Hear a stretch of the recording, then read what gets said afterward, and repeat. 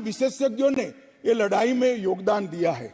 मैं आज ये 1528 से 22 जनवरी 2024 तक की संपूर्ण कानूनी और युद्धों की और आंदोलनों की लड़ाई को, ये सभी योद्धाओं को बहुत विनम्रता से स्मरण करना चाहता हूं। और उनकी लड़ाई जब आज समाप्त हुई है, तब मुझे विश्वास है मान्यवर, वो जहां भी होंगे बड़ी आनंद की अनुभूति करते होंगे, अपनी श्रद्धा को चरितार्थ करने की अनुभूति करते होंगे। गिलहरी के समान कई लोगों ने अपना योगदान दिया और मान्यवर, ये राम सेतु जो बनना था 1528 से 22 जनवरी 2024 तक का, ये सेतु का भूमि पूजन भी नरेंद्र मोदी जी ने किया और प्राण प्रतिष्ठा भी नरेंद्र मोदी जी के। मान्यवर, 1990 में जब ये आंदोलन ने गति पकड़ी, उसके पहले से ही भारतीय जनता पार्टी का ये देश की जनता को वादा था। हमने पालमपुर कार्यकारिणी के अंदर हमने एक प्रस्ताव पारित कर कहा था कि राम मंदिर का निर्माण, इसको कोई एक धर्म के साथ नहीं जोड़ना चाहिए, ये देश की चेतना की पुनर्जागृति का आंदोलन है। इसलिए हम राम जन्मभूमि को मुक्त कराकर, कानूनी रूप से मुक्त कराकर वहां पर राम मंदिर की स्थापना करेंगे। अब इस देश में प्रॉब्लम क्या है साहब, जब चुनाव में घोषणा पत्र में लेते हैं तो कहते हैं चुनाव में वोट प्राप्त करने के लिए लिया, चुनावी वादा है। ये भाजपा ऐसे ही वादे करती है, 370 हो, राम जन्मभूमि हो, यूनिफॉर्म सिविल कोड हो, ट्रिपल तलाक समाप्त करना हो। अब ये कहते हैं आप ऐसे ही वादे करते हैं और ये वोट प्राप्त करने का जरिया होता है, और जब हम इसको पूरा कर देते हैं तो बड़ी खिलाफत करते हैं। मैं आज भी कहता हूं, भारतीय जनता पार्टी और हमारे नेता नरेंद्र मोदी जी मान्यवर जो बोलते हैं, जो कहते हैं, वो करते हैं। हमारी पार्टी का चरित्र है और ये कोई छिपी हुई बात नहीं है। किस चीज का आक्रोश? हम 1986 से कह रहे हैं कि हमारा भव्य राम मंदिर बनना चाहिए, संवैधानिक तरीके से बनना। कुछ लोगों ने यहां पर और बाहर मीडिया के सामने प्रतिक्रिया व्यक्त की, वो कानून की दुहाई देते हैं। मैं उनको पूछना चाहता हूं कि मान्यवर, क्या सुप्रीम कोर्ट की 5 जजों की खंडपीठ के जजमेंट से आप वास्ता रखते हो या नहीं रखते हो? भारत के संविधान से वास्ता रखते हो या नहीं रखते हो? किसी ने अगर सुप्रीम कोर्ट की अवहेलना कर वहां पर मंदिर बनाया होता तो आप कुछ भी कह सकते थे, मगर जब देश की सर्वोच्च अदालत के 5 जजों की खंडपीठ ने, और जिसकी अध्यक्षता स्वयं चीफ जस्टिस ऑफ इंडिया और आने वाले 4 चीफ जस्टिस कर रहे थे, ऐसी महत्वपूर्ण बेंच ने जब ये निर्णय लिया, तब आप कैसे कन्नी काट सकते हो? मान्यवर, निर्णय पसंद हो तो स्वीकार कर लेना, सुप्रीम कोर्ट का सम्मान करना, और कोई निर्णय पसंद ना आए तो सुप्रीम कोर्ट के भी बड़ा बूढ़ा करना, ये ठीक नहीं है। मान्यवर, सुप्रीम कोर्ट के निर्णय ने आज पूरी दुनिया में भारत के पंथ निरपेक्ष चरित्र को उजागर किया है। दुनिया में एक भी देश ऐसा नहीं है जहां बहुमत समाज ने अपनी आस्था का निर्वहन करने के लिए इतनी लंबी कानूनी लड़ाई लड़ी। हमने राह देखी है, सुप्रीम कोर्ट में लड़ाई लड़ी, और सुप्रीम कोर्ट का जजमेंट आने के बाद वहां पर आज भव्य राम मंदिर बना है। मान्यवर, जो बोल रहे हैं उनको भी सब मालूम है कि क्यों बोल रहे हैं। मैं आज फिर से कहना चाहता हूं, हमारे गुजरात में एक कहावत है, हवन में हड्डी नहीं डालनी चाहिए। पूरा देश जब आनंद में डूबा है, पूरा देश आध्यात्मिक चेतना की जागृति का अनुभव हो रहा है, भैया स्वागत कर लो, साथ में जुड़ जाओ, इसी से देश का भी भला है और सबका भला है। मान्यवर, एक लंबी लड़ाई के बाद स्थगितता में पड़े हुए मामले को नरेंद्र मोदी जी ने एक युग परिवर्तन करने के लिए, जब मोदी जी को देश की जनता ने लंबे समय के बाद और कांग्रेस के बगैर किसी दल ने पहली बार पूर्ण बहुमत के साथ प्रधानमंत्री बनाना, तब से ये लड़ाई शुरू हुई। मान्यवर 14 से 19 तक राम जन्मभूमि मंदिर की लड़ाई चली, उसका ट्रांसलेशन हुआ, सालों लगे, लाखों पेज का अनुवाद हुआ, अनुवाद होकर कोर्ट के सामने गया, बीच में चुनाव आ गया, कोर्ट ने माना कि चुनाव के वक्त फैसला देंगे तो इसको शायद अलग दृष्टि से देखा जाएगा, कोई बात नहीं। चुनाव के बाद फिर से मोदी जी आ गए और फिर केस चला और अंततोगत्वा जब कोर्ट ने न्याय किया तब 5 अगस्त 2020 को 19 को मोदी जी ने इसकी नींव रखकर इसकी शुरुआत। मान्यवर, ये जो 20 से 24 की यात्रा है, वो 20 से 24 की यात्रा भी समझनी चाहिए। राम जन्मभूमि का आंदोलन ऐसे ही नहीं चला, इसके साथ हर गांव, हर घर में, हर करोड़ों राम भक्त, अनेक संगठन, भारतीय जनता पार्टी, राष्ट्रीय स्वयंसेवक संघ समेत घर घर गए, शिला लेकर गए, पूजा की और वो पत्थर को राम मंदिर की शिला बनाकर अयोध्या तक पहुंचाने का काम। करोड़ों लोगों ने अपनी श्रद्धा, अपनी इच्छा संवैधानिक तरीके से, शांतिपूर्ण तरीके से अयोध्या पहुंचाई और सुप्रीम कोर्ट ने जब जजमेंट दे दिया, निर्णय दे दिया, तब जाकर राम मंदिर के निर्माण की शुरुआत हुई। अडवाणी जी ने सोमनाथ से अयोध्या यात्रा भी की और इसके साथ साथ निहंगों ने शुरू करी हुई लड़ाई, अशोक सिंघल जी जो चरम सीमा पर ले गए थे, अडवाणी जी ने जन जागृति की और मोदी जी ने जन आकांक्षा की पूर्ति कर कर एक आध्यात्मिक चेतना का जागरण कर दिया। मान्यवर,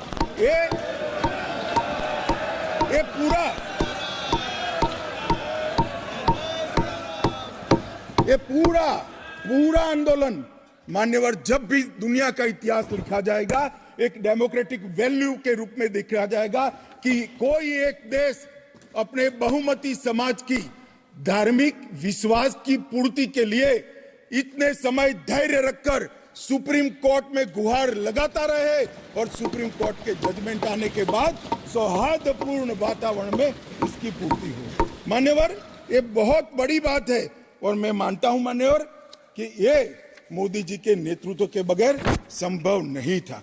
मान्यवर, मैं इतना ही कहना चाहता हूं कि जब राम मंदिर का निर्माण हो रहा था तब और जब जजमेंट आया तब कई लोग आगाज लगा रहे थे, कई लोग अनुमान कर रहे थे इस देश में रक्तपात हो जाएगा, इस देश में दंगे हो जाएंगे, इस देश में धर्म के बीच में बड़े विवाद होंगे। मगर मैं आज इस सदन को कहना चाहता हूं, ये भारतीय जनता पार्टी की सरकार है, नरेंद्र मोदी इस देश के प्रधानमंत्री। कोर्ट के जजमेंट को भी जय पराजय की जगह सबकी मान्य न्यायालय के आदेश में परिवर्तित करने का काम मोदी जी के दूरदर्शी विचार ने। और उसके बाद जब समय आया, निर्माण के बाद जब समय आया, मान्यवर, उनको न्योता मिला कि वो आकर भूमि पूजन करें। 130 करोड़ की जनता के वो जनप्रतिनिधि हैं। न्यास ने उनको नेतृत्व करने का, जनता का प्रतिनिधि के नाते जब मौका दिया शिलान्यास करने का, तब मोदी जी के जो पूरा आचरण है इसको ध्यान से देखना चाहिए। मान्यवर, वो आचरण आने वाले अनेक सैकड़ों सालों तक दुनिया के सामने रहेगा और दुनिया के सामने इससे कई लोगों को प्रेरणा भी मिलेगी। मान्यवर, हम सब ने आचार्य गोविंद देव गिरि जी ने जो वक्तव्य दिया वो सुना है। मोदी जी को जब मौका मिला तब उन्होंने रामानंदी समाज के, संप्रदाय के और वैष्णव संतों से पूछा कि भाई प्राण प्रतिष्ठा करनी है, किसी संसारी ने करनी है, तो इसके यम नियम, इसके लिए किस प्रकार की उपासना करनी चाहिए, और जो संतों की ओर से सुझाएगा उससे भी अनेक गुना कठोर 11 दिन का व्रत इस देश के प्रधानमंत्री।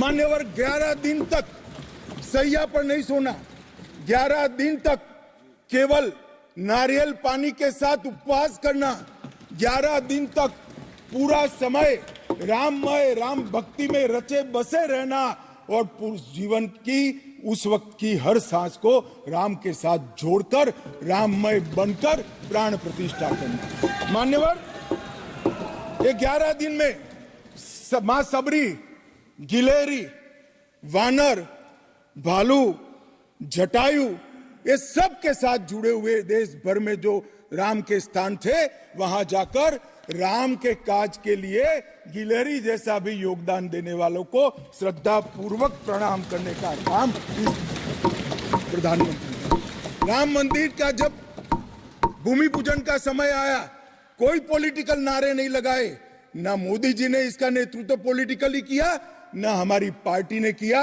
हर रोज एक राम का भजन अलग अलग भाषा में ट्वीट कर एक भक्ति का आंदोलन शुरू किया। मान्यवर, इस देश में कई सारे भक्ति के आंदोलन खड़े हुए हैं, ढेर सारे आंदोलन खड़े हुए। मान्यवर, इस देश में भक्ति का आंदोलन कोई नया नहीं है। मान्यवर, मीरा ने चलाया, गुजरात में नरसिंह मेहता ने चलाया, रामानंद ने चलाया, एकनाथ और ज्ञानेश्वर ने चलाया, शंकरदेव और माधवदेव ने असम में चलाया, चैतन्य महाप्रभु ने चलाया, समर्थ रामदास ने चलाया। ये सब भक्ति आंदोलन ने समय समय पर देश को मजबूत करने का काम किया है, सनातन धर्म को टिकाने का काम किया है और सनातन धर्म के प्रति सबकी आस्था को बंधाने का काम। घनघोर अंधेरी रात में एक ध्रुव तारे की तरह ये भक्ति आंदोलन ने देश के जनमानस का नेतृत्व किया। भारत के ही छोर में 10 सिख गुरुओं ने अनेक प्रकार के बलिदान, एक दशम पिता ने तो अपना सर्वस्व दान कर दिया। इस प्रकार के त्याग की भी इस देश की परंपरा रही, परंतु ये समग्र भारत के हजारों साल लंबे सांस्कृतिक और राजनीतिक इतिहास में एक शासक ने, एक जनता के व्यक्ति ने, एक जनता के प्रतिनिधि ने अपने यम, नियम, तप और उपासना से भक्ति चेतना की जागृति की, तो इसका एकमात्र घटना नरेंद्र मोदी जी ने की। और मैं तो स्वयं अनुभव कर रहा हूं। मैं उस दिन बैठा था लक्ष्मी नारायण मंदिर में, दिल्ली में बिरला मंदिर में, जो जनता थी, जो लोग थे, सबकी आंखों में आंसू थे। पूरा देश राममय हो गया था और जय श्री राम के नारे लगा रहा था। मान्यवर, मोदी जी ने बड़ी शालीनता के साथ विजय के, पराजय के कोई भाव के बगैर जय श्री राम के युद्ध के नारों से पूरी दुनिया जानती है। जय श्री राम की वानर सेना का युद्ध का घोष था, पूरी दुनिया जानती है। जब संघर्ष चला तब जय श्री राम चला और मंदिर बना तो जय सिया राम हो गया। संघर्ष से भक्ति की यात्रा पूरे देश को आगे ले जाने वाली यात्रा है। मान्यवर,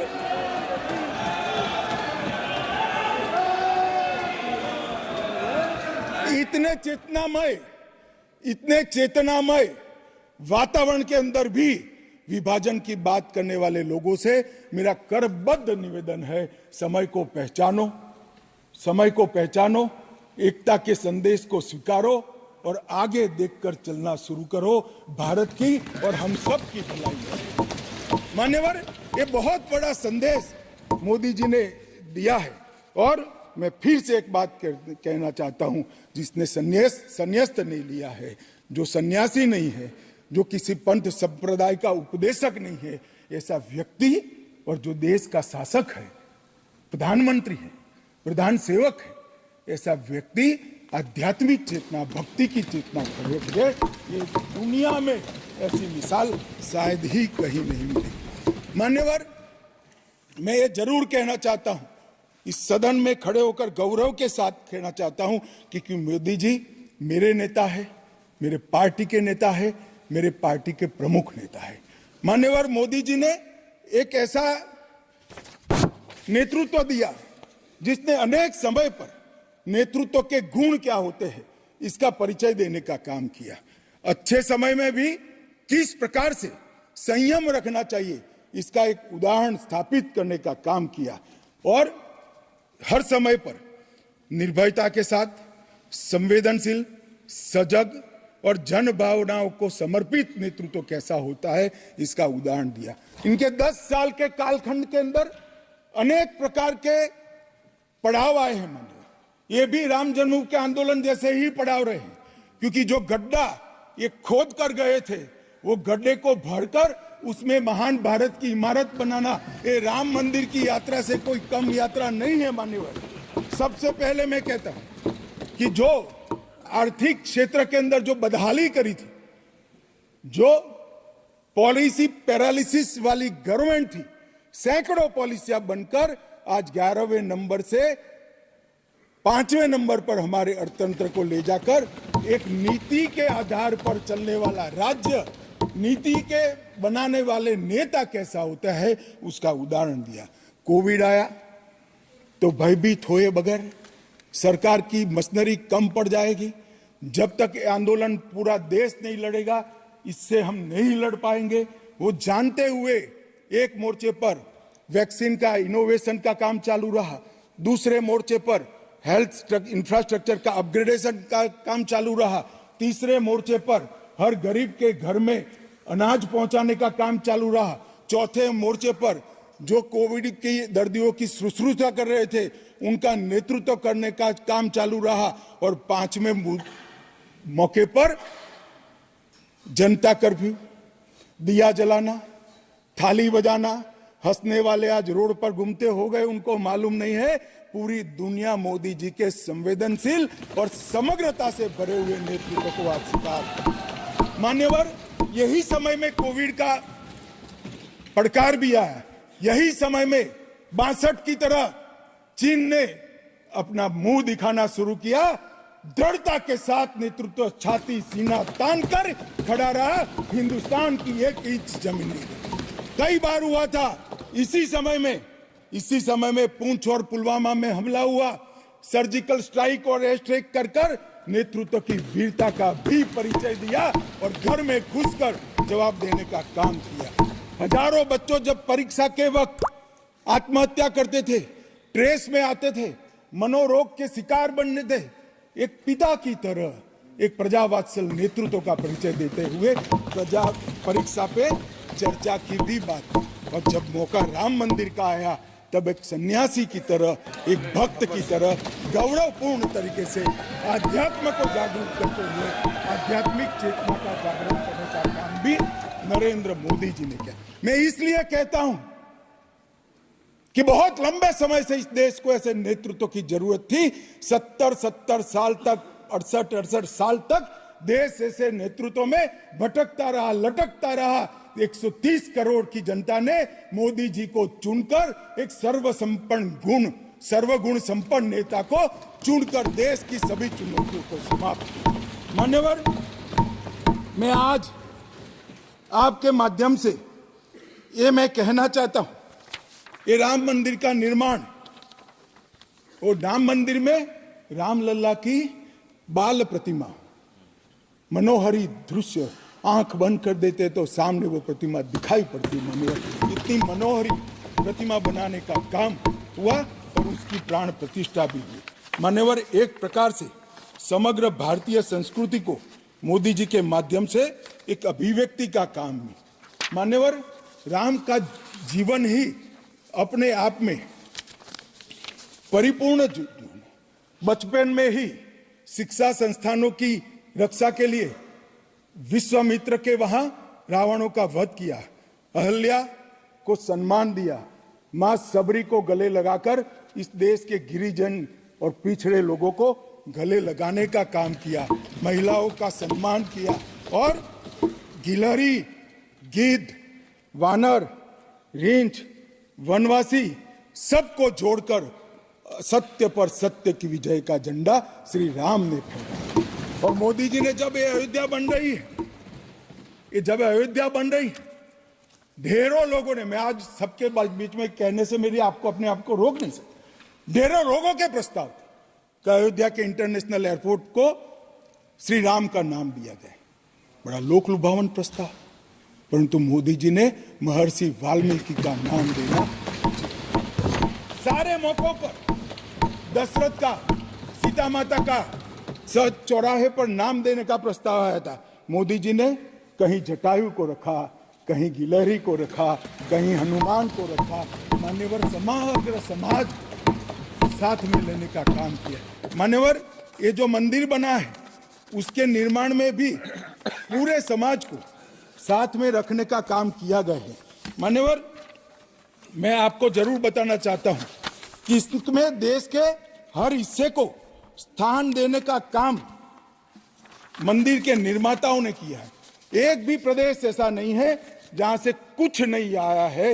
हर प्रदेश और आसपास के सभी देशों से राम काज के लिए कुछ न कुछ समर्पित हुआ है। सबकी भूमिका थी, पूरे समाज को जोड़कर मान्यवर ये मंदिर बना है। ये सामाजिक एकता का एक अद्भुत उदाहरण मंदिर है, सांस्कृतिक पुनर्जागरण का अद्भुत उदाहरण मंदिर है। मान्यवर अयोध्या में राम मंदिर विध्वंस के सामने विकास का विजय है। मान्यवर अयोध्या में राम मंदिर धर्मांधता के सामने आध्यात्मिकता और भक्ति का विजय है। मान्यवर भारत के गौरवमय युग की ये शुरुआत है। आत्मनिर्भर भारत और विकसित भारत का रास्ते का प्रशस्तीकरण का पॉइंट है और भारत माता को